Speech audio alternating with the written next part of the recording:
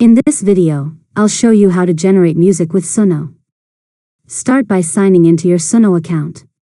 Once you're on the dashboard, click Create to start a new song. Next, decide whether you want to generate music from a simple idea or use custom mode for more control over your lyrics and style.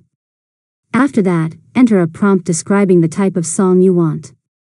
For example, type an upbeat pop song about chasing your dreams with catchy vocals, energetic drums, and an inspiring chorus. Now, if you're using custom mode, enter your own lyrics, choose a song title, and specify the music style, such as pop, rock, country, EDM, or cinematic. Next, click Create and wait while Suno generates your song. After that, listen to the generated track. If you'd like a different version, click Create again or generate another variation.